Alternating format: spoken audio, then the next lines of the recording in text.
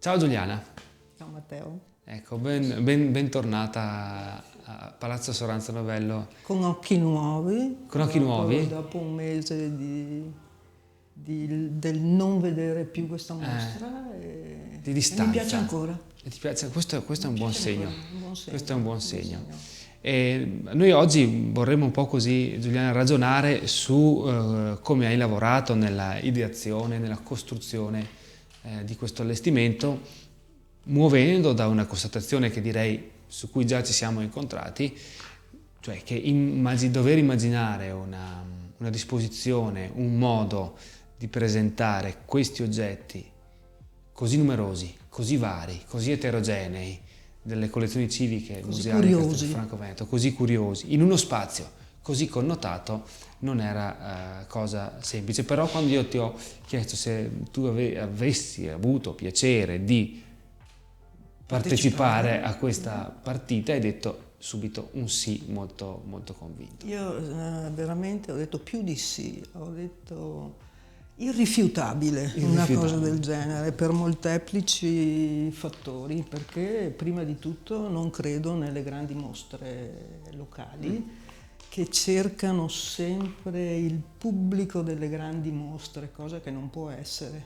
Credo molto in una ricerca anche di temi, un'esposizione dei piccoli oggetti locali perché hanno una valenza comunque, una storia, una possibilità di ricerca e di esposizione altrettanto importante Sì.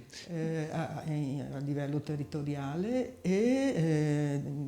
proprio per la ricerca della storia locale. Sì, del resto un museo civico, una collezione civica è esattamente questo, cioè è Dovrebbe essere il ruolo il ruolo, del esatto. museo Il museo civico, civico sì, territoriale, no? custodire gli oggetti, raccontarli, Sì. pensarli, riallestirli nel corso del Ogni, tempo. ogni oggetto, anche minimo, no? Di qualsiasi epoca, racchiude, contiene una storia di chi ha raccolto l'oggetto, chi l'ha conservato, della storia dell'oggetto stesso, della consegna al museo, della conservazione, della passione di questa persona che non può essere perso. No, Il assolutamente. primo, adesso mi viene in mente, il primo collezionista di curiosità è stato Tutmosi III, Mhm. che ha Il trovato faraone. nel deserto un riccio, no? Un riccio pietrificato ovviamente, che gli egiziani non sapevano cos'era un oggetto del genere. Su questo è stato inciso in geroglifico il nome di chi l'ha trovato, ho trovato questo oggetto, l'ho conservato e l'ho portato in questa. Quindi, insomma, la curiosità dell'uomo È all'origine dei musei. è all'origine del museo. Alla fine. Assolutamente. Senti, ti faccio una domanda sul luogo, no? Sì. Nel momento in cui siamo stati in sopralluogo nei depositi, abbiamo visto più o meno il complesso delle opere, quindi dai quadri all'archeologica, eccetera, e poi siamo venuti a vedere il luogo. Qual è stato il tuo primo impatto con questo luogo? Direi, sono un architetto e quindi la trasformazione storica dell'edificio, quindi la conservazione della parte rinascimentale che è ancora abbastanza intatta e la parte del palazzetto contiguo sventrata dalla banca. Ecco. La storia dell'edificio. Un edificio è sempre la somma delle trasformazioni storiche nel tempo, non ci sono 3 tempi in un edificio, ci sono 100 tempi. Però la fissità di quello che ho trovato qua dentro, il momento dell'abbandono, della funzione banca, no? L'avere quasi una fuga, l'aver lasciato qui banchi, cassette, cassettiere, i supporti per le carte, tutto questo è un tempo fisso veramente sospeso, che poi mi sembra un tema certo. Anche del lavoro di Daniele Costa. Del video di Daniele Costa. No? Sì. Quindi diciamo che la lettura è stata... E allora noi avremmo potuto, tanti avrebbero potuto magari dire facciamo pulizia, togliamo tutto, creiamo uno spazio completamente asettico, mettiamo dentro questi... Tu invece hai avuto un'idea diversa? No, questa è un po' la mia filosofia, quella del recupero di quello che è recuperabile, sempre, del riuso e del ridare senso agli oggetti, alle cose che ci sono dentro l'edificio. È una specie di restauro filologico che opera in architettura, no? E il riuso per dare nuovo senso agli oggetti che sono rimasti, poi magari facciamo degli esempi, e appunto conservazione della materia, soprattutto il non spreco, il riuso. Anche questa è una filosofia che rientra secondo me nel tema, nel sottotitolo della mostra. Il recuperare non è solo il recuperare l'affresco, ma anche gli spazi e gli arredi, tutto quello che è recuperabile. Allora, facciamo degli esempi? Sì, direi, ci sono tante fattispecie siamo qui, no? Ma potremmo anche cominciare da questa gigantesca, tra virgolette, teca che abbiamo alle spalle. Assolutamente sì. Allora, la funzione banca era divisa appunto in una parte pubblica di ricevimento al pubblico, che è in quella zona lì, dove è stato collocato gli sportelli, poi naturalmente delle salette di ricevimento del pubblico particolare e dell'attività amministrativa della banca. Queste due sono due ex uffici. Due stanze in cui il personale della banca lavorava con delle scrivanie, degli armadi metallici. Ecco, tutto questo è stato recuperato. La stanza ai fini espositivi, la stessa stanza vetrata diventa supporto espositivo, senza spendere una lira tra l'altro.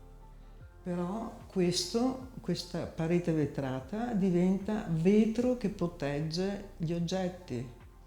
Tutti gli oggetti sono stati sistemati dentro la stanza, quindi è una stanza vetrina, non so come chiamarla. Ecco. Tutto questo torna poi con l'idea della Wunderkammer, della grande quantità di oggetti esposti, no?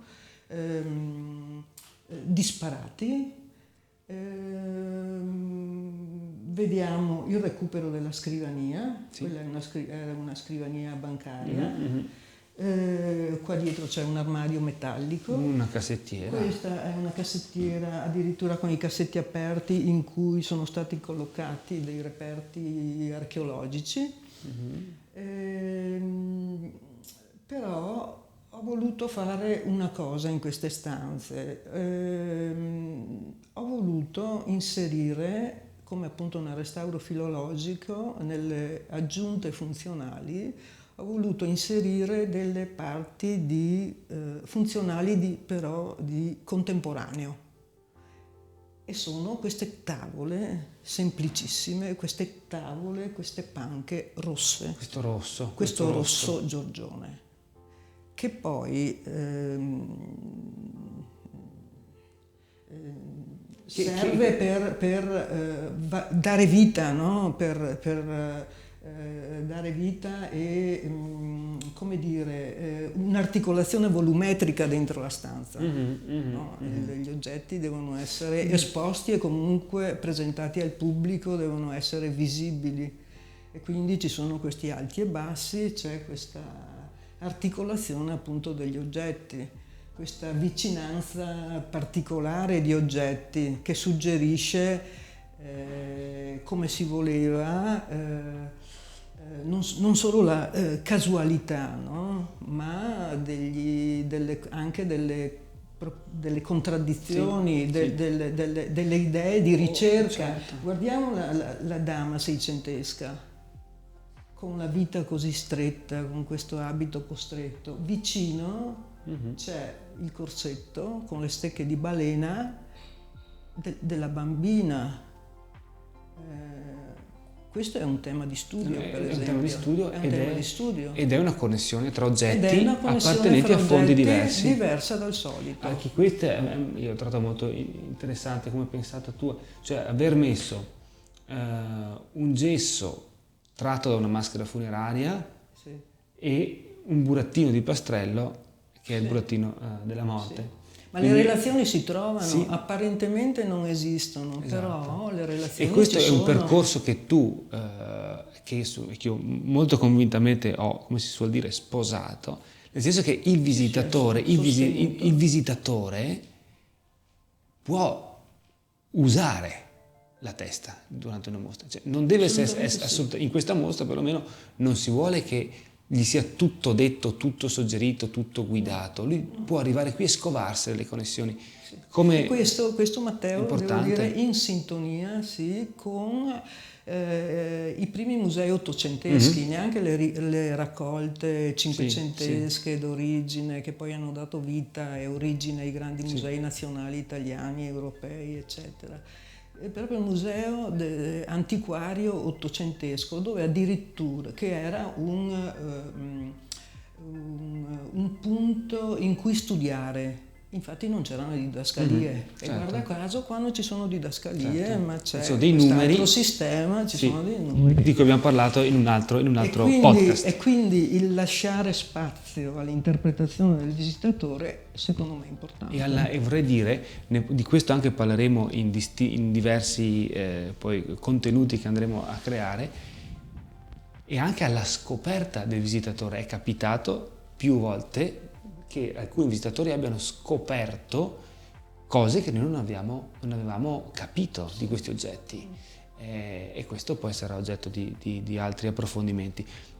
Parliamo adesso di un'altra tipologia ancora di allestimento che hai pensato, sempre con queste logiche, cioè il rapporto tra diciamo il luogo banca e gli oggetti. Parlo delle Wunderkammer in senso stretto, cioè di quegli armadi che erano armadi in uso appunto agli uffici della banca, che sono diventati invece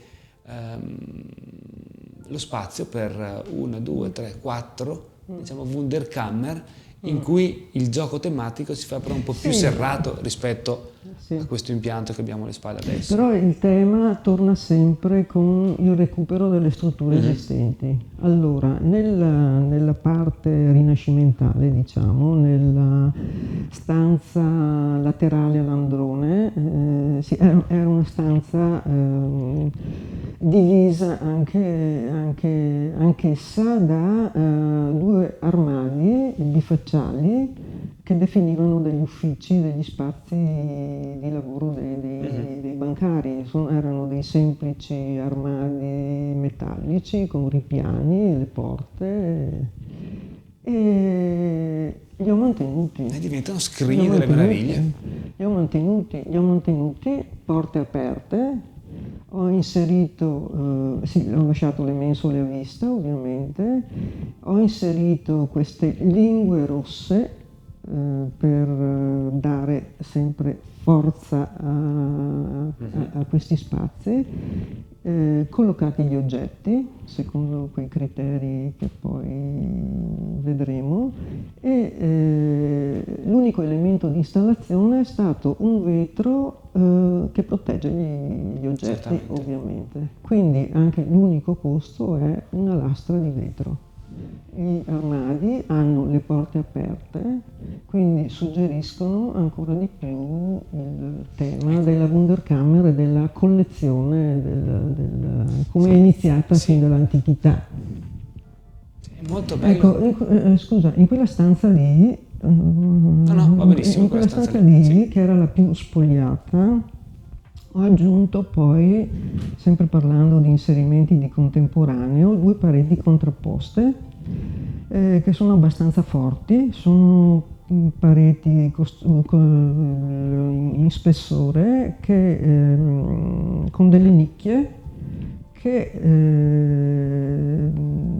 espositrici, proprio dei buchi in questa parete che hanno una composizione poi che richiama un particolare quadro, vabbè, in cui si espongono degli oggetti particolari. Allora una nicchia a forma allungata, altre sono piccoli buchi e sono pareti contrapposte, anche quelle dipinte di un grigio scuro come sono stati dipinti gli armadi che fanno divisori. l'operazione specularmente opposta rispetto a questa, cioè questa predilige la massa, Sì. lì si predilige la selezione dell'oggetto singolo. L'oggetto singolo prende potenza, prende valore e prende forza. Assolutamente. E questo è veramente uno dei giochi più importanti. Io vorrei adesso, sempre sul temi dei linguaggi e dell'intreccio delle cose, passare a un'altra area del nostro percorso espositivo, che è quella appunto degli sportelli bancari di là, dove abbiamo scelto di mettere in dialogo sia l'opera video contemporanea di Daniele Costa, sia l'affresco. Infatti uno dei temi chiave a cui tu hai dovuto lavorare era anche quello del legare tra di loro le parti, esibire le Wunderkammer, documentare l'opera video di Daniele Costa e recuperare, cioè il ritorno dell'affresco quattrocentesco.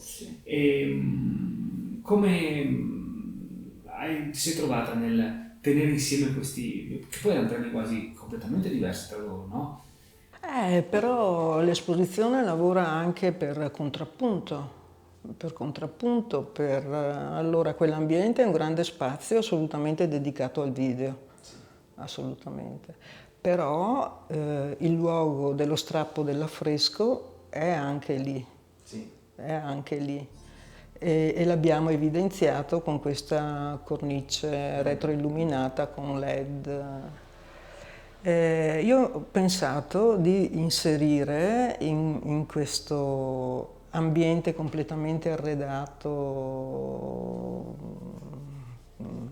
banca pesante, sì, pesante, con video molto forte, una presenza molto forte di luce in fondo, e ho pensato di appunto contrapporre un cubo rosso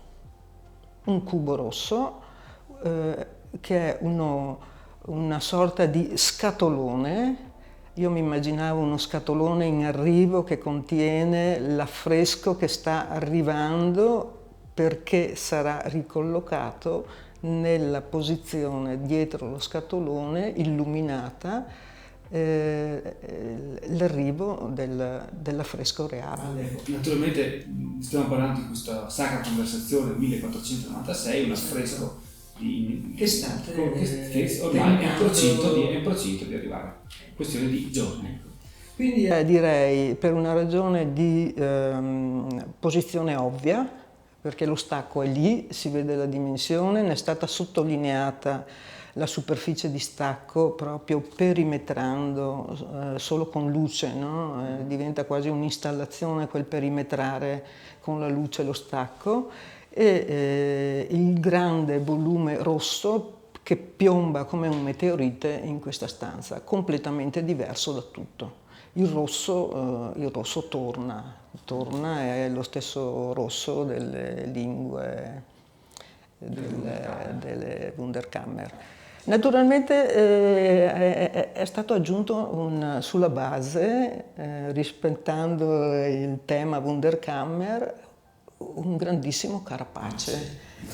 Sì, che proviene dal fondo, diciamo, delle collezioni naturalistiche del Museo Civico.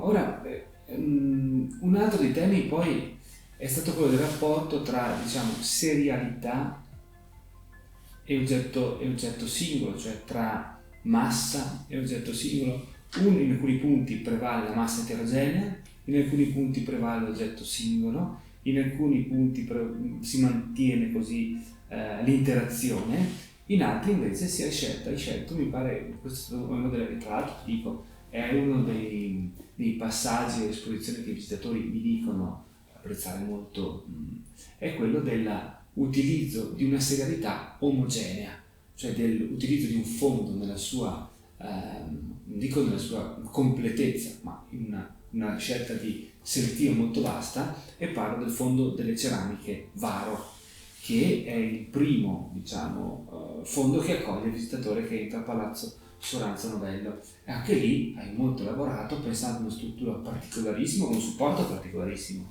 Assolutamente sì, e anche questo, intanto il giocare per singolarità, per singolo elemento, per addensamento fa parte di un modo di esporre che deve essere anche accattivante. Non monotono, quindi deve esserci un certo ritmo espositivo, un certo ritmo volumetrico, una relazione con gli ambienti.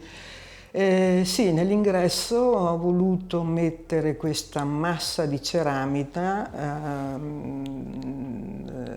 appoggiata appunto a questo tavolo in forma piramidale, abbastanza scenografica, proprio per conservarne l'idea di collezione, anche perché questa era già stata vista, appunto, quindi ho voluto esporla nella sua interezza, nella sua quantità, nel tanto delle cose.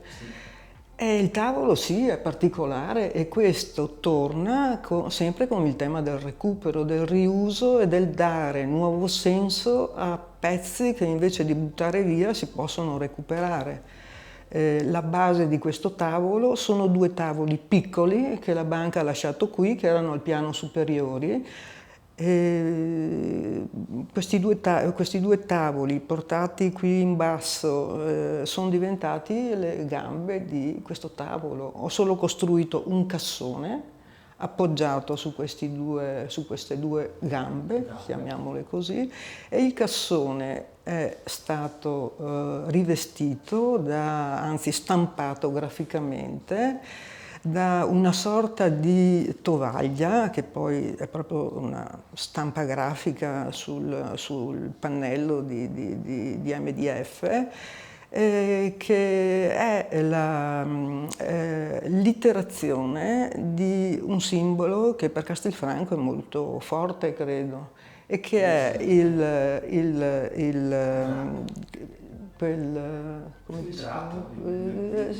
è il disegno della coperta che ha sulle ginocchia la Madonna del Giorgione.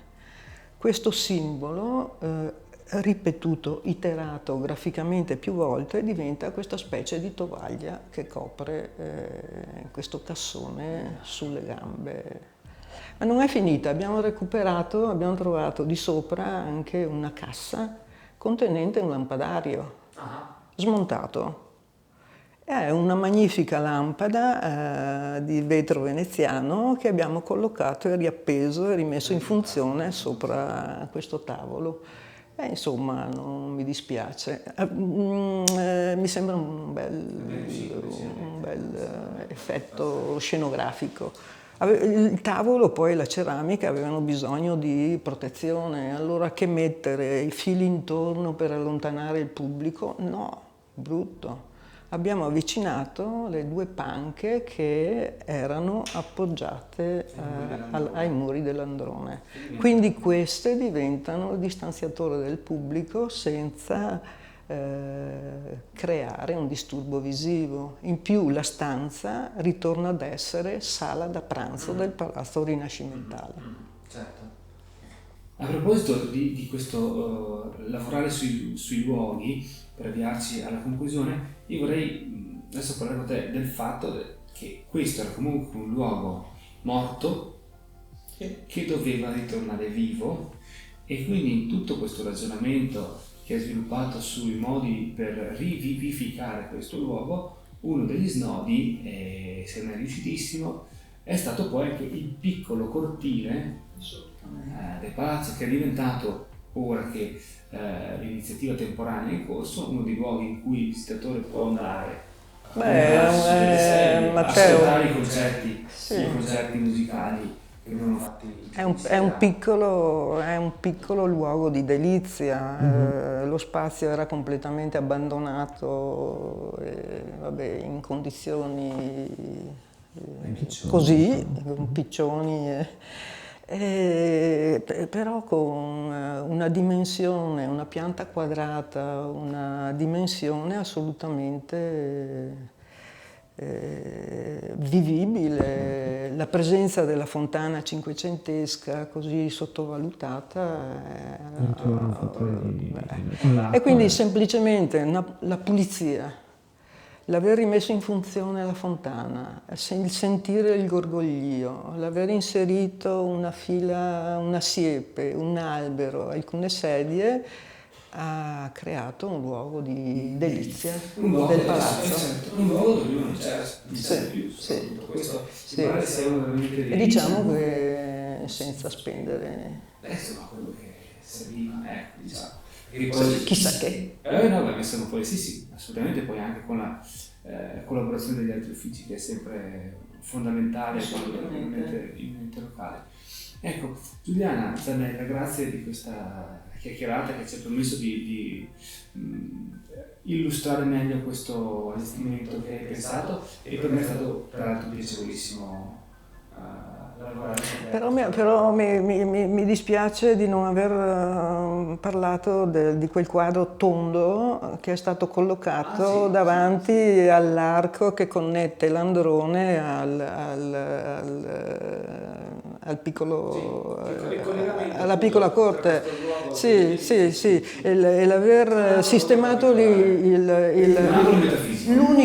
l'angolo metafisico, l'unico quadro tondo che tra l'altro è l'interno teoretico con fregio di Giorgione, in cui sono rappresentati dei cassoni, una statua, il fregio del Giorgione, è un saluto, un ricordo di Castelfranco, di un tributo, non so come chiamarlo. Se poi si osserva attentamente quel quadro, appoggiato a un'architettura, c'è una piccola tavola inclinata rossa e da lì parte tutto l'intervento contemporaneo delle lingue rosse distribuite nell'allestimento. E anche lì c'è anche questa statua di bellissima maternità di Gary Moro, questo telamone che sta sdraiato. E anche questo è un lavoro per contraddizione. Allora, la statua bianca così pulita, senza il busto, no? Dialoga assolutamente con il quadro, una figura ne è rappresentata. Poi la striscia rossa che ho messo a terra e che sale in continuità sulla parete, con appoggiato a terra il piccolo quadro, la piccola acquaforte, e per contrappunto il telamone è steso a terra e appoggiato su questa lingua rossa. Basta. Assolutamente. C'è molto altro da dire, sì, però da vedere soprattutto, quindi... Da vedere e da scoprire, perché come abbiamo spesso sottolineato, una delle motivazioni più profonde della scelta di esporre così tanto e così insieme è proprio anche quello di avviare un discorso conoscitivo, di indagine, di studio, di ricerca nuovo su questo materiale. Assolutamente condivisibile. Il tuo allestimento abbia perfettamente fatto. Ti ringrazio molto e devo dire che mi sono anche molto divertita con te. Grazie.